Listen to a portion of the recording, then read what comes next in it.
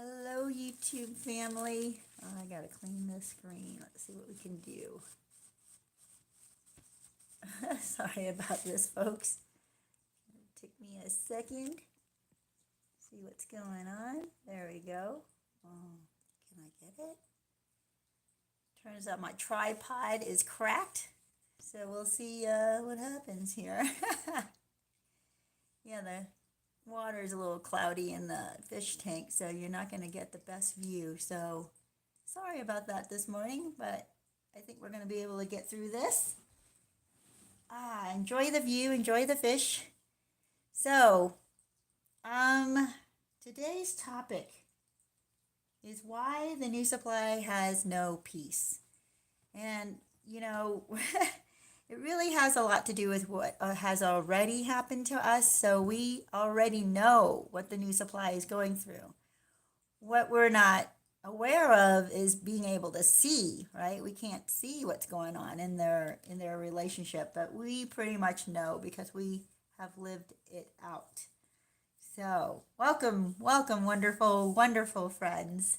Good to see you guys hopping on. Good morning, John and Obi. Good to see you guys here. Let me see. Obi's got a few comments here. What's going on in his life? My case manager. Okay.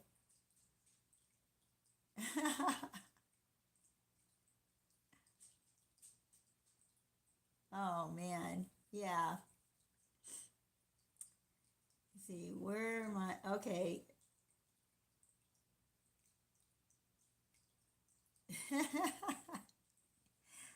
Okay. I have no idea what's going on there with the case manager, but I can understand frustration with people who don't listen, who aren't, they get so focused and they can't hear what the other person's saying.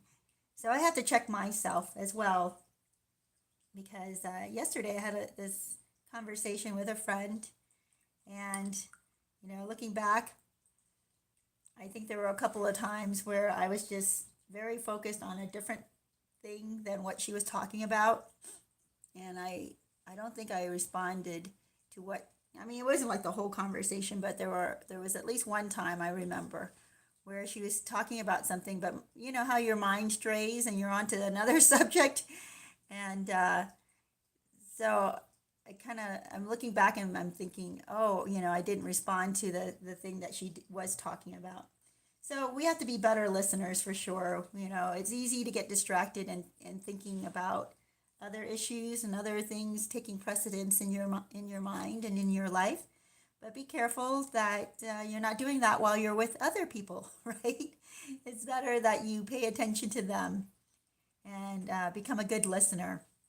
It's good to contribute to the conversation, but it's also extremely important to be a good listener. So, you guys, I wanted to start this with something Obi mentioned at the beginning, which is absolutely true. Why the new supply has no peace.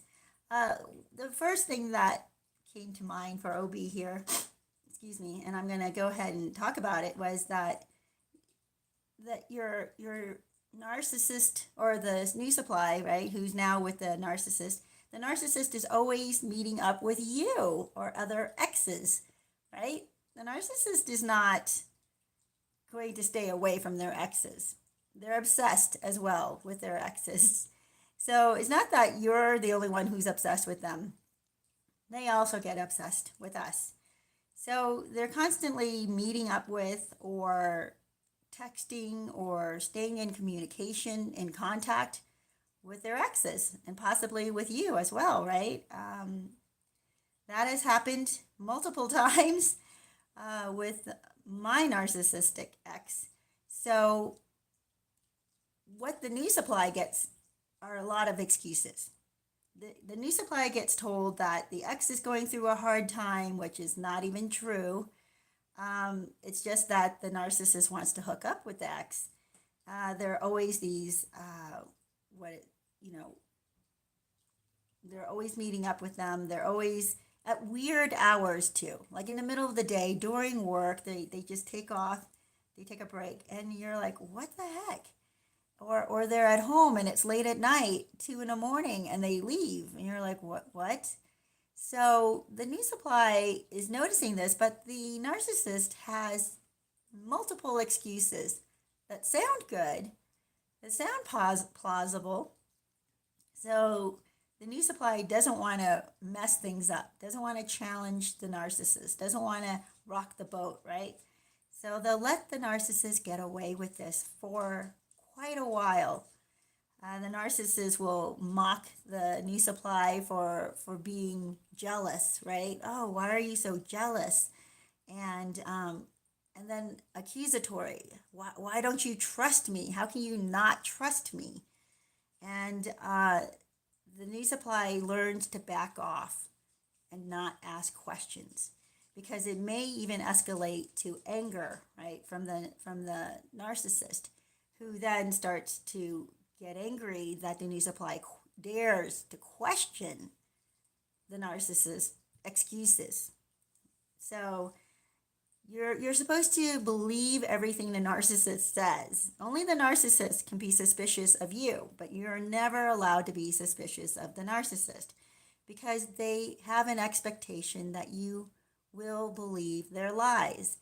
And to them, they think they're so cunning, they're so clever that their lies make perfect sense to them.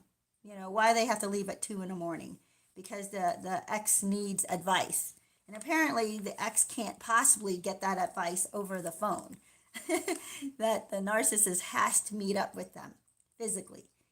So, you know, the new supply just cannot win, cannot convince the narcissist to not meet up with the ex. They can come up with so many excuses, not excuses, so many reasons how that destroys trust, how it destroys relationships, how they had already themselves gone through something like this. So they're trying to tell their narcissist companion, partner, husband, wife, whatever they are at this point, trying to tell them how this is hurting them, you know, the new supply themselves.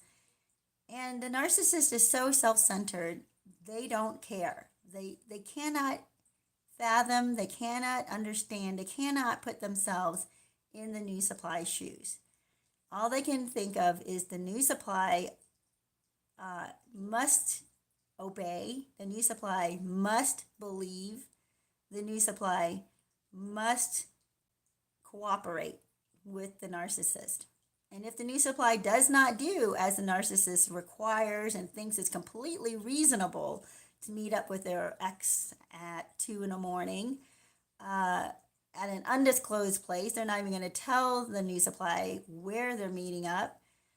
So there's no way for the new supply to check. All of this seems completely normal and natural to the narcissist, except if the new supply were to do that to them. Then, of course, it is not natural. It's not normal. And how dare the new supply go meet up with his or her ex at 2 in the morning? And all the excuses that the new supply might give makes no sense suddenly to the narcissist, even if they're all the same excuses the narcissist has used. Because the narcissist feels like only they can come up with these excuses. Only their excuses can be valid, even though they know their excuses are completely invalid, right? They know that all the excuses they just gave the new supply are total lies, complete, utter lies. And yet they believe that the new supply, well, that's why they don't believe the new supply. They believe the new supply is meeting up with their ex for all the nefarious reasons that the narcissist meets up with their ex. And I'm not saying the new supply is meeting up with their ex, but at some point, the new supply may actually reach out to their exes and looking for consolation, you know, looking for someone, a shoulder to lean on because they're going through so much emotional trauma with the narcissist. So this is why the new supply has no peace. We're sitting there and we only see them in the daytime, right? We only see them in their little social media, little clips, and we think things are perfect. We see them in their nice new home. We see them even with a baby. And here, you guys, If they have children together, it's even worse for the new supply because now the new supply is stuck at home with the baby while the narcissist takes off. So the new supply can't do anything. They have to be they have to pay attention to the baby to the new baby. So even if it's a male that's the new supply and it's a female narcissist, the female narcissist will leave and leave the baby with the new supply, right? And then the new supply has to stay home and take care of the child while while the narcissist goes off gallivanting with their ex. This happens. It's absolutely crazy. I remember a couple of different instances where I've had friends who had to deal with that, where the new supply was stuck. You know, the new supply is distracted with the child, and for a while, the child gives the new supply so much joy and so much peace, or not peace. Well, there are peaceful moments, I guess, you know, when they're holding the baby and they're comforting each other while the narcissist is out gallivanting with their exes. So that's pretty much the only peace that the new supply gets. And I'll have to say, you know, a lot of times the baby is a blessing to the new supply, even if the narcissist doesn't want anything to do with the baby, doesn't want anything to do with the new supply, essentially leaves and abandons both of them. But this is where the new supply, it's a huge burden and a huge responsibility. But the new supply will play it up like everything is wonderful and the baby is so amazing, and they want to project this image as if they're this perfect little family. Meanwhile, the narcissist is off with their ex. Well, here's another thing. If they're not off with their ex, and I want to come back to that, by the way, because that is absolutely insanity to me. When narcissists think that they can put their ex's needs above their current partner's needs, above their current partner's relationship, or their relationship with their current partner, the new supply. And that right there should alert the new supply that they are not the top priority. They are not important to the narcissist. Well, another reason why the new supply will have no peace is because the narcissist is moody. A lot of times people think it's the bipolar or I'm blanking out on it, but you know, they think that it's other mental issues that the narcissist has, and it may very well be that. But narcissists are not very calm, even keeled people, unless they're just completely detached. But even when they're detached, they're insane, right? The times that they're detached is the only time that they seem even keeled. Other times they're just up and down and all over the place. So the new supply is not going to have the peace in their home that they're projecting to the world. Like they're showing how beautiful their home looks, and they just got new furniture, or they just went on a trip together, and it makes it, you know, look like they have this beautiful, wonderful life that's just full of excitement and fun. Meanwhile, on a dime, the narcissist turns on them, like right after the photo is taken, right after the little video is taken. The narcissist is complaining about how they look in the video. The lighting wasn't right, and the new supply didn't set up the phone or camera correctly. So they're getting that abuse. They're getting accused. They're getting yelled at. They're getting, you know, they're getting shamed and guilted by the narcissist. And that, of course, never makes it onto social media. That is not going to make it onto their photo album of vacation memories, you guys. Meanwhile, we're sitting here thinking things are perfect for them. Well, you guys, so Glad to see you hopping on, Rachel. Good morning. So, yeah, their moodiness, you are going to feel like you're walking on eggshells. It does not end with them. Thank you, Rachel. That's very sweet of you. I appreciate that. So, Rachel just gave me I don't know what you call this, top chat contribution. Thank you so much. I appreciate that. Yes, I do remember you, Rahela. I appreciate seeing you again. So glad to see you. Let me see. In Obi says, in AOL days, some chick I had on my friends list, okay, best friend, was looking for her because her, oh no, that's awful, Obi. Yeah, I did notice that about you, Obi, from the very beginning. Your characteristic was very much narcissistic, and I know that you're working through it. So I'm very proud of you to do that. You're working on all of these things and unraveling the things that happened to you that essentially embedded in you these traits. So we all have to do that. I think when the new supply comes out of narcissistic relationships, and especially if you were raised by a narcissist, you were on eggshells all the time. And then you learn the coping mechanisms that the narcissist portrayed.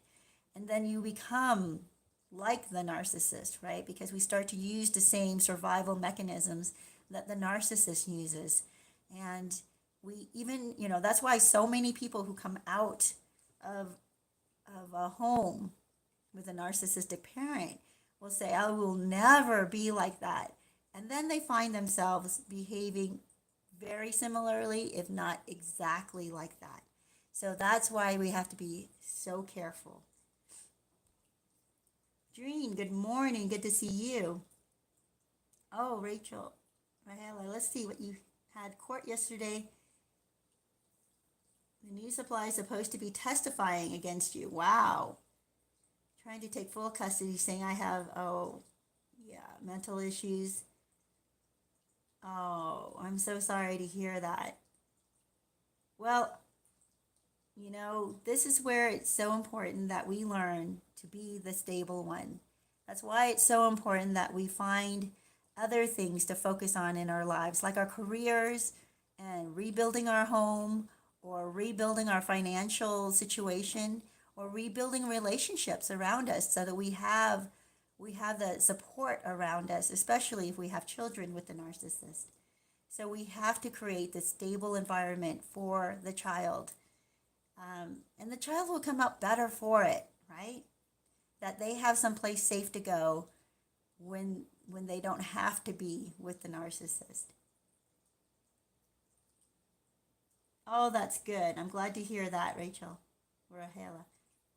Good, good. Sorry, you guys, if my voice is moving back and forth because I'm looking on a different screen.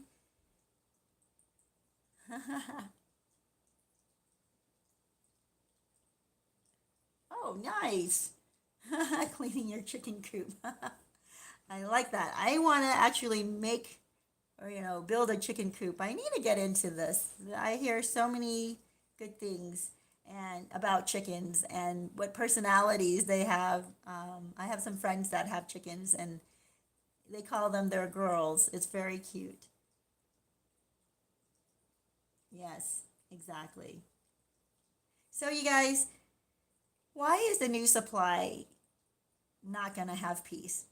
Essentially, it's the same reason we didn't have peace with the narcissist, right? We were in this nightmare that for some reason we clung to. We wanted it because there were moments of ecstasy, right? There were moments of exhilaration, but they were often swallowed up by extreme sadness, extreme insecurity, extreme just turmoil inside of our hearts. There was no peace, but there were moments of exhilaration and excitement that kept us with the narcissist. And that is exactly what the new supply is also going through. But in the meantime, they're walking on eggshells. I'm just thinking about a couple of relationships, actually more than a couple. Every person I have known that has been with a narcissist could not could not walk into their home happily.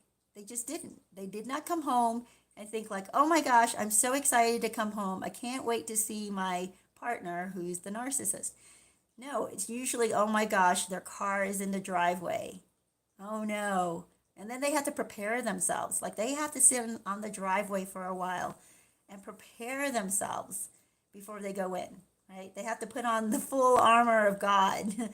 They have to center themselves because they don't want to get into a fight. They have to brace themselves in case they immediately get attacked. Why were you 5 minutes late?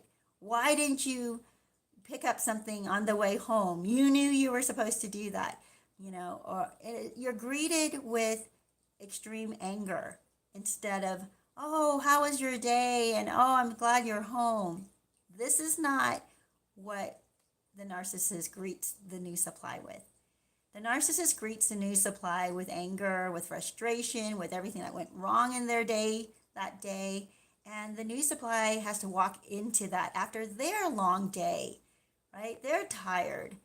They just had a rough day at work. And then they have to come in and listen to the narcissist complain and belittle them and start turning the narcissist anger towards the new supply and taking it out on them. We have all gone through this, and we're like, I remember being raised by a narcissist, and I was traumatized about coming home. I did not want to come home. I wish I were more independent and innovative. Then I wish I had known how to get out of it when I was 12, right? Wouldn't that have been nice at 12 years old, know how to be independent? I mean, it's not nice in that you shouldn't have to be independent, but it would be nice if you were able to get yourself out of that situation, right? At 12 years old, kids are pretty smart. They're pretty, they have good instincts, but they don't know how to pay rent, right? They don't know how to get a job and do the things to put food on the table and a roof over their heads. And so they're dependent on the narcissist. Well, this is a lot very similar for the new supply because they become dependent on the narcissist. And when the narcissist is abusing them, they can't get away because they don't know how they're going to survive. They don't know how they're going to be able to make the rent. They don't know where they're going to go that night, right? That's why you have to have a plan when you're getting ready to leave a narcissist. You have to know where you're going. You have to have a money supply. You don't have to, right? But you have to want to find a money supply for yourself, some source of income. So, you need to start learning how to write resumes. You need to start learning how to even switch jobs to another city because you want to get away from the narcissist. I was just talking with somebody recently who was saying they were helping their niece get out and away from her narcissistic, abusive husband. And, at the time it seemed hopeless for the niece. Excuse me for a second, I'm going to get a drink. And she was in another state. She wasn't even in their state. She was in another state. And it seemed like there was nobody around her who could help her in the way that she needed, like who could give her a room for her and her child, who could financially support her until she got on her feet. There was no one in her immediate circle, and often there will not be, because the narcissist takes up all of the new supply's time. The narcissist doesn't allow the new supply to build relationships where the relationship could help support them. So that's why this couple's niece, had no circle of friends or support group that could take her in. And they were really surprised by that, right? But then they went several, I forget how many hours to drive to get to her, picked her up, brought her and her child to their home in my state, and they had a basement with, finished basement that was essentially a little apartment into itself, and that gave the niece and her baby a chance, or child, not a baby at this point, a place to stay and recuperate, because that's another thing the new supply needs is time to recuperate, right? But sometimes it's nice to be thrown immediately into a job, because that then takes your mind off of the narcissist, off of your longing and your desire. Because when we sit still and we're not distracted by work, we're not distracted by responsibilities and obligations, our mind tends to fantasize the good things with the narcissist. And here's why I'm telling you about this story. The husband, the uncle, he recognized that this was a total God situation where they had to come in and take her, because they saw that she wanted to go back to him. She longed for him. She missed him. So she wanted to go back to the narcissist ex, even though he was abusive to her and the child. So the uncle understood this is why it happened the way it did, where she had to be taken out of town. Now she can't go back to him. She can't just, call him up and have him pick her up. She can't just go catch an Uber or whatever to get over to him. She had to recuperate, completely go cold turkey on this guy. And that's the only way that she could have started now a new life with her child. Otherwise, she would have been sucked back in, dragged back in, just tempted to go back in. And that is why when we are going through the breakup with the narcissist, we have to go cold turkey. It is hard. It's excruciating. It feels like you're tearing an arm off of your body. But if you don't do that, the cancer will spread and will destroy you and even the child that you have with them. So that's why it's so important that you separate, you cut off communication, and then you also want to rebuild. That is the time when you're able to rebuild. Now, the new supply is not going to be able to rebuild, right? There's no way for the new supply to rebuild. So how is the new supply able to have any peace if they cannot rebuild while they're living with a narcissist? They're constantly being torn down, right? They're constantly being pulled apart by the narcissist's words and actions, their disregard for the new supply, their neglect of the new supply. Because remember, the narcissist is going to be looking for other supply. The narcissist is never going to be fulfilled. There's no one person, there's no one thing, there's not even their current system of support that will be enough for the narcissist. And in fact, the narcissist will then blame everybody else in their life for why they are not fulfilled. Oh, hold on, you guys. I'm going to have to stop this before it gets into too much barking.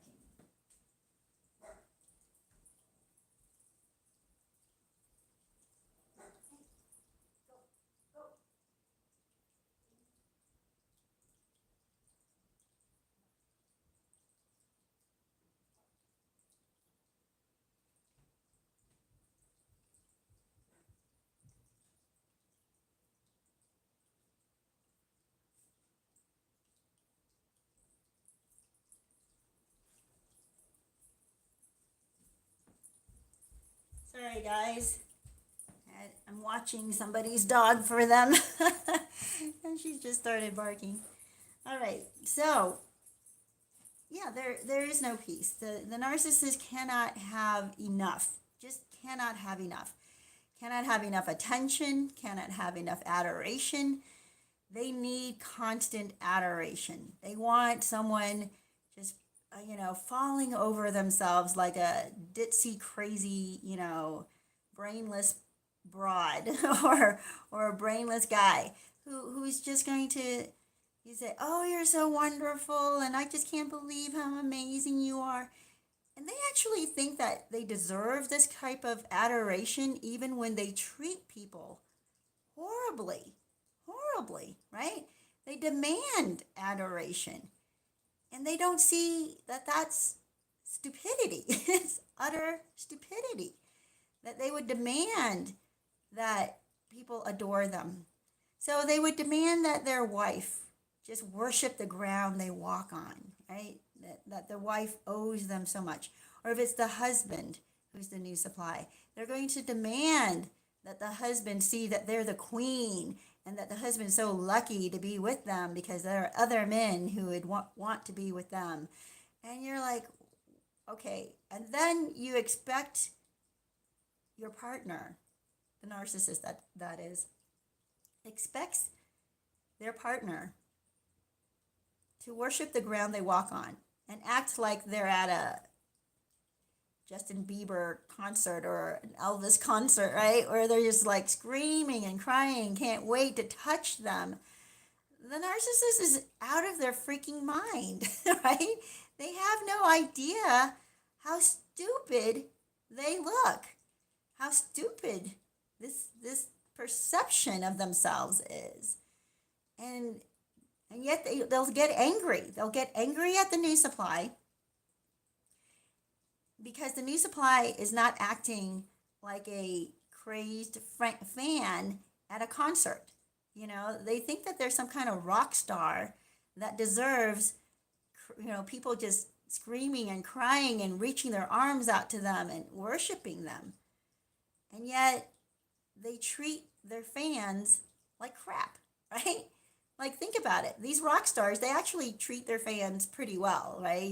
They interact with them, they talk to them, they'll sign whatever, jackets and things for them. They know that their fans make them successful. Without their fans, they're nothing. But a narcissist doesn't understand that. A narcissist doesn't look at their partner and understand that without their partner, they're nothing. They really are. They're nothing. Without their partner who loves them, who wants to build a life with them, who wants to build a family with them, who wants to take care of them in their old age, who wants to bring them joy, they can't see any of that. They just demand more.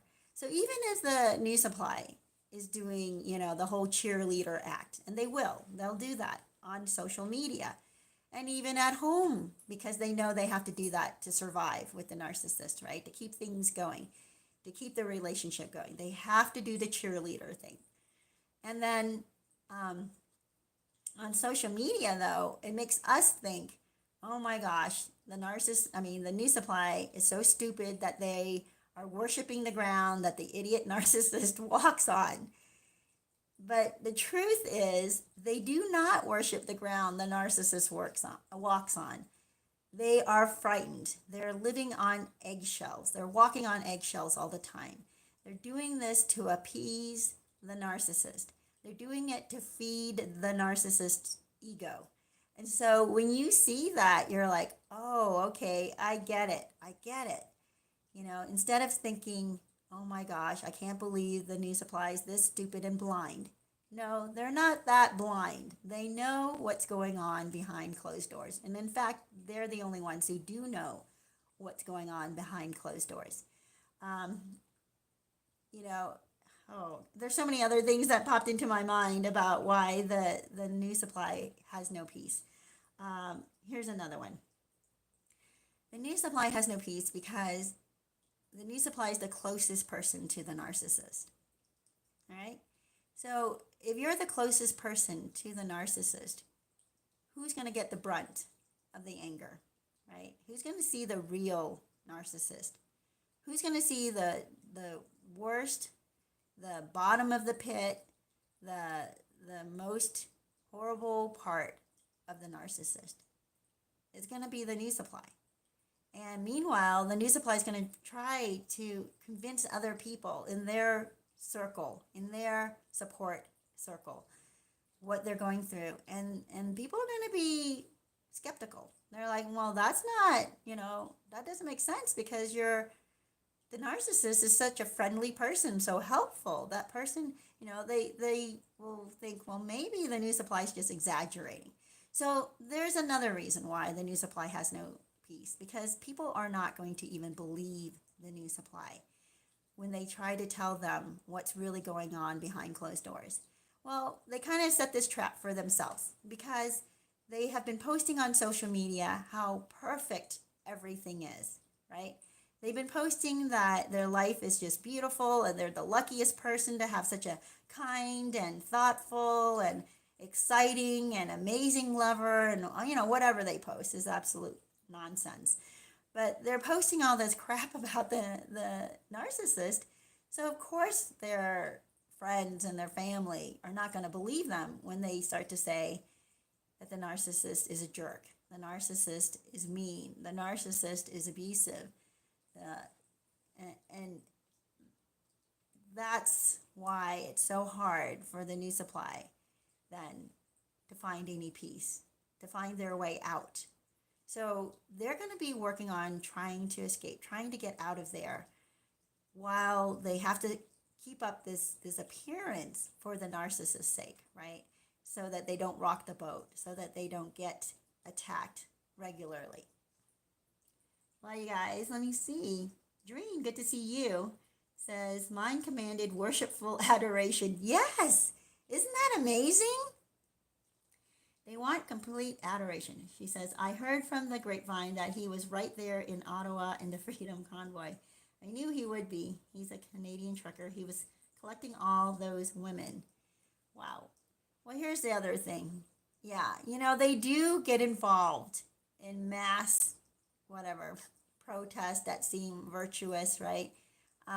They'll be at the other protests too. The I can't even say it because we're not allowed to be critical of the other side, the other kind of protest. By the way, you can be as critical as you want of the Freedom Convoy, but you cannot be critical of the other thing that they are protesting. So right there, that should open your eyes to what's going on. So hopefully the narcissist doesn't ruin it for everybody else. Yeah, that happened in my town as well. Like there are a couple of narcissistic, and not just narcissistic, totally corrupt, absolutely corrupt politicians that showed up in my town over at an overpass, right? Supposedly to make a good show to people who they want to. It's an election year again for them, so they want to make it look like vote for me, vote for me. I'm here to support these people, the convoy. And instead of waving the American flag, guess what they were waving? They were waving their own banner with their own name on it. Okay, you guys, they go to a protest. Can you imagine going to any protest? Say you're going to a teachers union protest, or you're going to protest at your business, right? Whatever company you work for, because they're not giving you enough pay or whatever it might be. And you stand outside your company, all right? And instead of waving a flag that says, we need higher pay, or we need better health care or something like that. Instead of that, you're waving a flag with your own name on it. Imagine a politician showing up at that kind of a protest and waving their own flag. And then expecting that those who are protesting would be encouraged. Like, this is the narcissist belief that if I show up and I let you know who I am by waving my own flag with my name on it, then you're going to be encouraged that I showed up, like someone as important as me would show up to your protest. You guys, narcissists are absolute idiots. I don't know how else to put it. They just are. So I'm so glad that there's some conversation here. I'm just not interested in starting all over. I love being on my own now, and I don't have a yearning to be involved. Oh, good. And sharing myself to anyone, or my privacy or home. Rahela, I hear you, girl. This is I really would encourage most people to do that. I really would encourage most people coming out of a relationship with a narcissist, even if it's been a year, you know, to keep working on building peace in your life. You have to build stability and peace and things and surround yourself with things that you enjoy before you can welcome somebody else into it. And you can, and by the time you get healthy minded with healthy boundaries, and I haven't talked about boundaries in a long time, but the new supply cannot build boundaries while they are living with the narcissist because the narcissist will not tolerate boundaries. How dare you have boundaries? How dare you not trust me? How dare you not do the things I expect of you? How dare you use a tone with me, but I can use a tone with you anytime that I want to because the narcissist the narcissist doesn't allow for boundaries, doesn't allow for autonomy, doesn't allow a person to be a person. And that's why the new supply has no peace. The new supply can make a good show of it because they want to save face, right? They're even protecting the narcissist to a certain extent because they don't want to ruin things. They want their relationship to work out. So they're going to hide the narcissist's sins. They're going to hide the narcissist's character. So they'll show up at dinner parties or gatherings or, weekend picnics or whatever. And the entire way there, the narcissist is badgering them and with hateful words and just tearing them down. And then the new supply is expected to walk into the party as if they had a wonderful trip there. Their relationship is perfect and they're perfectly happy and healthy. This is utter insanity that the new supply is living in. And even if the new supply can clean up and look nice and polished and put a big old smile on their face, you know and I know that it's an utter nightmare at their house. It just is. Well, let me see here, you guys.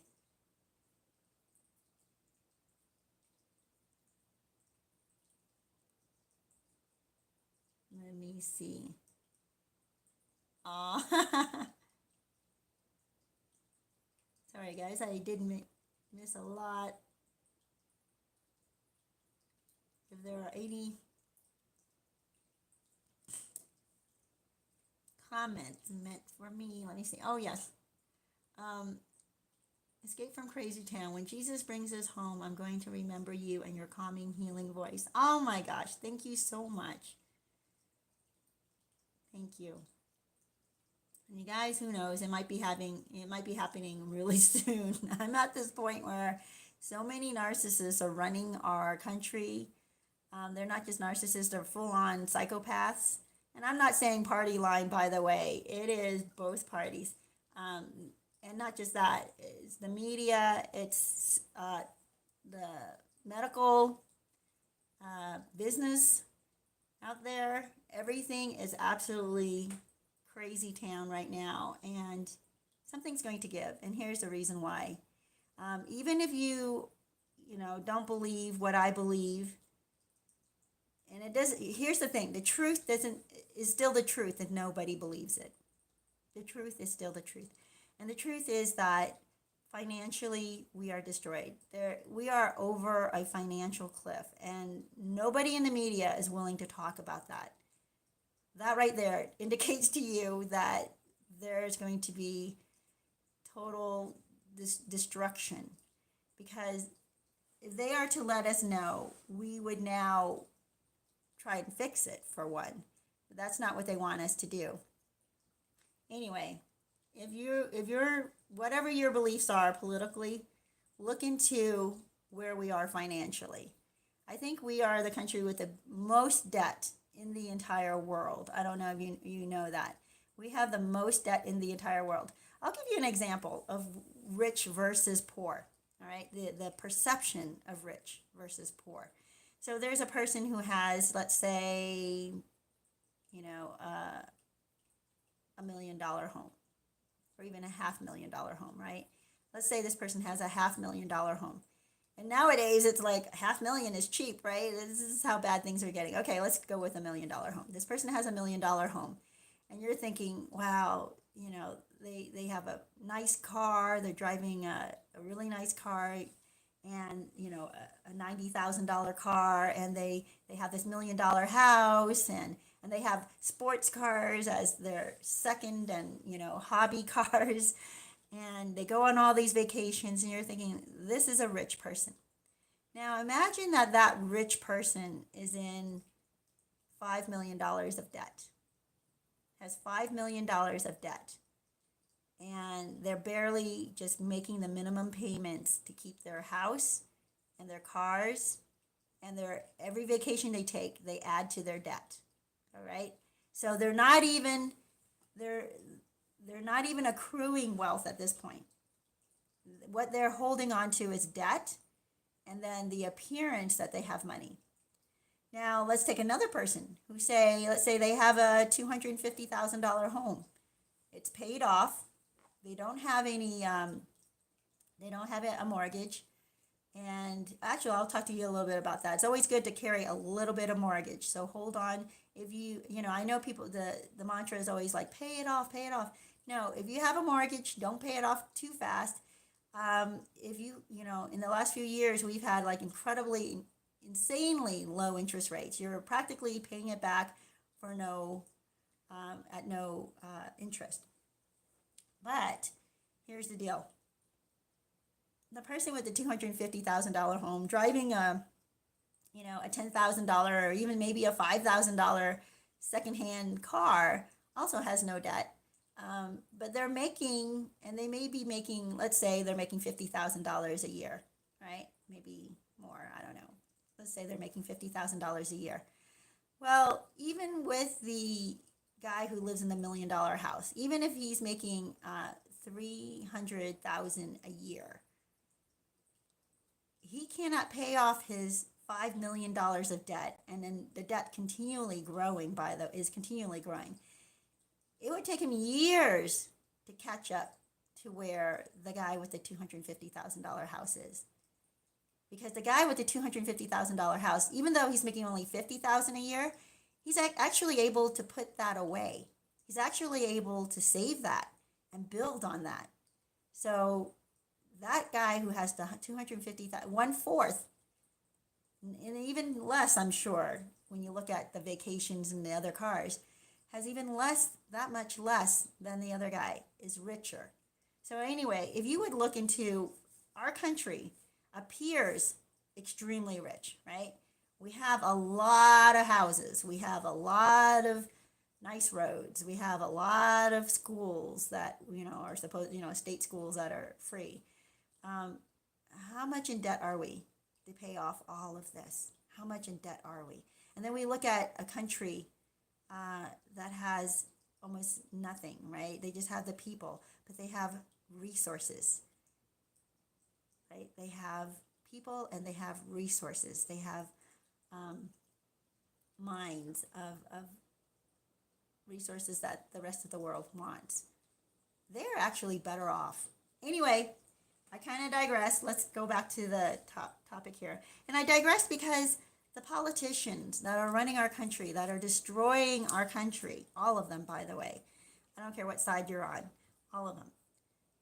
I'm sorry, there are maybe a handful that are trying to fight this, but that's it. That's how sad our situation is right now. We cannot get out of this debt. It'd be like that guy with the $1 million house, but he, instead of owing just $5 million, he owes $1 billion. $1 billion. That is the equivalent, and that's probably even lower than what we actually owe, because we owe in the trillions, you guys. So compared to what we collect and what we're spending, that's probably as accurate. How is this guy, even if he makes $300,000 a year, how is he going to pay off $1 billion in debt? He can't, right? Even if he works his entire lifetime, he cannot pay it back. So that's where we are. Well, you guys, sorry about that. Didn't want to go into that. So the problem with narcissists and why the new supply has no peace is that the narcissist is about destruction. The narcissist does not know how to build, all right? Everything they build is on sand. Everything they have is shaky at best, right? It's only an illusion for us to think that maybe, hold on, you guys. It's an illusion for us that to believe that the narcissist is doing well, because that's what they want to project. They want everybody to think that they're successful, that they have this $1 million house. I'm going back to that example. That they're driving these nice sports cars, and in fact, they can have 2 sports cars. They want to be flashy and make it look like they have things. Meanwhile, they're digging themselves into the biggest debt you will have ever seen a person get into. And that's why a lot of times too they embezzle from companies that they work for, because they're desperate. They have to keep up this image, and they don't even make enough, so they have to embezzle. They rob, cheat, steal from those closest to them because they're desperate. Narcissists are desperate people. And desperate people do not exude peace. They do not give you security or or calm. So the new supply comes home to this desperate person who is trying everything they can to keep up their image. And the new supply may be stuck there. The new supply may be dependent on the narcissist and completely unaware, by the way, of how much debt they're in. And here's the narcissist taking out credit on the new supply's name. So now the new supply is dragged into even financial destruction with the narcissist without even understanding or knowing it. And for a while the new supply is oblivious to this, while the new supply is not aware that the narcissist is cheating on them, is stealing from them, is signing their name, the new supply's name, to all kinds of debt, new debt. They have no idea that they are barely balancing over the pit, that they're about to fall into. Well, you guys, what's another, I want to see what's going on in the comments.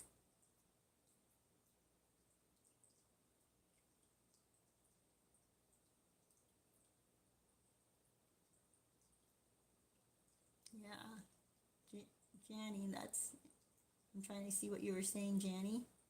Expectations. Maybe that was a while ago. Oh, so glad that you're here too, Janny. Sorry, I'm trying to see if it's Janine or Janny. It's Janny. Yes, I'm so glad that you're here as well. Yeah, where are we? Sorry. Yes.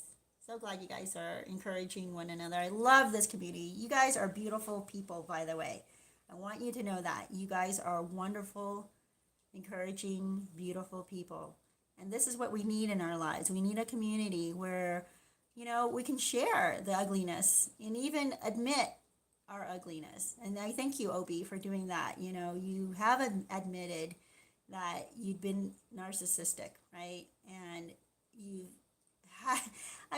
I can understand, because when you're caught up in this trauma and this pain, and you're not really whole, right? You're a destroyed person, and things that are not funny will seem funny to you, other destructive stuff, and you start to disassociate with people to the point where you're not compassionate or sympathetic. And that's where the narcissism starts to grow more and more. And then at that point, you look around and you see how horrible your life is, and all you know are the tools that the narcissist that raised you gave you. And the tools that you picked up, you didn't learn the proper tools to use to build relationships. So you guys, oh my gosh, I want to share with you, now you're not in this situation right now, but if or when you get into another relationship, I highly would recommend that you would attend. It is a Christian organization, Dennis Rainey Family Life, I believe, and their event is called A Weekend to remember. And if you're just dating the person, but it's serious and you may be engaged, I would highly recommend you do this. You go to this. But you don't, when you're engaged and you're not married yet, don't behave as if you're married. That's the other reason, another way that the narcissist is able to lasso you in is because I know people don't like to think about this and don't like this part of the Bible, but there is a reason why sex is for marriage, because you build that commitment. And I'm not saying that every time someone gets married, it's an unbreakable commitment, because people do get divorced.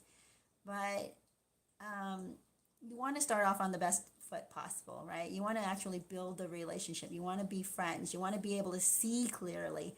And if you're already in bed with them, it's hard to see them clearly. And you're going through the infatuation stage, it's hard to see them clearly. So it's called A Weekend to Remember. And I highly recommend it to couples who are married, who are on the verge of divorce. And the reason I bring it up is because they provide tools. The tools to build healthy relationships. Like even me and my husband, we went to one of these, just kind of like a vacation, because they have them in nice cities and they choose nice hotels. They give you a total discount, very, very good discount on the hotels. And we thought we were just going to get away and have kind of a romantic weekend, and we did have that. But we were pleasantly surprised that we were also given these tools to have an even better relationship that we didn't even know we needed. We're like, oh, we didn't even know these tools existed.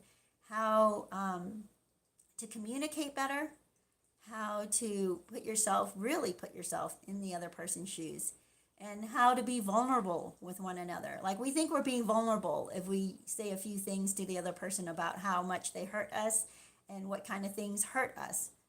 Well, there's more to, that comes out a lot of times as an attack and not as in a way that you guys can actually work on it. So anyway, they give you these tools on relationship, and that's why I thought of it, because you want to have healthy relationships, but not just with your narcissist, right? Or you can't with a narcissist, not with your partner, not just with your partner, but with those around you, people you love and you care about, your friends. So, and that's a really good resource. Well, another thing that I wanted to share with you guys about the narcissist and why you cannot have peace with them, why the new supply is not at peace, because even if they try to go to counseling, the narcissist will manipulate the counselor, right? And the first couple of meetings, here's kind of the amusing part, you guys. The first couple of meetings with the counselor is totally aware, by the way. I mean, there are some really bad counselors out there, and there are some average, mediocre counselors. But generally, I want to say that counselors, if they've had clients for a while, they can spot the BS, all right? So they can spot the BS when the narcissist tries to be charming, tries to compliment the counselor, tries to engage them in other conversations so they can show off their social skills. All right. I mean, and at first a counselor, and especially if the narcissist is really beautiful or really handsome, the counselor may actually fall for it for a little while, may be like mesmerized with it. And sadly, the bad counselors will be completely taken in by that. But for the most part, I believe that counselors can spot it. All right. And the counselors are playing the narcissist. And the narcissist has no idea. The counselor knows how to interact with people who are manipulating them. They know how to play along because they want the narcissist to reveal more information. They're trying to get the narcissist to open up. So they want the narcissist to feel comfortable. And how do you make a narcissist feel comfortable? Well, you give them your full attention, you compliment them, you make them feel like you adore them, and you think highly of them, and they'll open up immediately. Okay, so the reason why counseling, even if you try to get the narcissist into counseling, you're not going to get peace. So the narcissist, first of all, tries to manipulate the counselor. The counselor's not having any of this. The narcissist has no idea. Second meeting, narcissist is still trying to manipulate the counselor. The counselor starts to try to get the narcissist to talk about more deep things, right? And the other perspective, tries to hear both sides of the story. Now, at this point, the narcissist is not happy that their partner is telling the ugly side of the story and needs to disprove it and defend himself or herself and tell the counselor that none of this is happening and the new supplier or the partner is absolutely lying. They're the liar. So, okay, now third meeting. Third meeting, the counselor wants to get into why is the narcissist being so defensive? Can the narcissist hear what their partner is saying? So now it's becoming challenging to the narcissist. At this point, the narcissist shuts down and probably storms out, if they didn't already storm out the first or second meeting. So here you are, you're left, if you're the new supply, if you're the partner to the narcissist, you're left sitting there by yourself with the counselor. And the counselor has tried everything they could to keep the narcissist in the room, to keep the narcissist engaged. But at some point, they have to address the problem, which is the narcissist. And the narcissist does not want to hear that. It's always somebody else's problem. It is always everybody else's issue, and everybody else is to blame for their miserable life. And that is why the new supply has no peace with the narcissist. But here's the good news, you guys. We have peace, right? We get to come home to a peaceful home. We don't have to walk on eggshells anymore. We don't get attacked the moment we open our door. In fact, if you have pets, you get greeted with happy barks and cuddles, and a cat that might come up and rub up against your leg. You get greeted with love. And if you are lucky enough to get into another relationship where you build it on healthy boundaries, healthy communication, you've learned the tools how to do this, right? To do this the right way. Like, I gotta say, my husband and I, even though we mess up at times, mainly I'm the one messing up with him, but there are times he messes up with me as well. But we have the tools now to repair and then also to build. We have the tools where, I've told my friends this. When my husband comes home, because usually I'm the first one home, and there have been times where he's home before I am, actually, and he's adopted this, which is so nice. So when he comes home, I greet him at the door. Like, as he's putting down his bag and taking off his jacket and doing stuff like that, just putting things down, I come up and I greet him at the door with a hug and a kiss. And it's not like a fake huggy, kissy thing, like, oh, hello, good to see you, kiss, kiss. No, it's like, hey, so glad to see you, and we have a great moment of embrace, right? We look at each other, we hear each other, we touch each other. This is part of, some of the tools that you use to build healthy, loving relationships, because it helps you to see the other person, helps you to acknowledge the other person. So I don't know what kind of day my husband might have had. I don't know if it was stressful, which actually most of the time it probably is, doing the work that he's in. But what would it be like for him if he came home and the first thing he saw or heard was me yelling and complaining and requiring him to jump in and help me clean up something, or yelling at him because I'm having a bad day? What the heck, right? You're not going to build a good relationship like that. But here's the good news. You're going to build a good relationship because you are getting those tools, right? And if you don't have someone in your life right now, a partner in your life right now, use these tools with your friends. Like, when you see your friends, don't just go, hey, give them a welcoming, happy, big, giant smile, hug, handshake, embrace, So glad to see you. And you're going to be like their favorite person to go visit. You're going to be their favorite person that comes to their home. So use these tools to build and focus and be aware of the friend that you have in front of you. Build these relationships. And I know you guys can do this. This is the good news for us. Stop looking over at the supply who's posting baloney pictures of their, latest outing or dinner or friends, whatever, coming over for a party. Ignore all of that because none of that is true. None of it is true. It's a snapshot, and anybody can take a snapshot. It's like believing advertising, right? Do you really believe that if you drink a soda, that all these beautiful women are going to start dancing with you in the streets? And then everybody's going to say hi to you and give you high fives, and there's music going to be playing in every place that you walk into. That is just an image, you guys. Exact same image that you see from the new supply and the narcissist who want to convince you that their life is perfect. And it's not. It's a total commercial. But your life is not a commercial. Remember that. Your life is not because commercials are not real, you guys. You might think like, oh, I want my life to look like this commercial.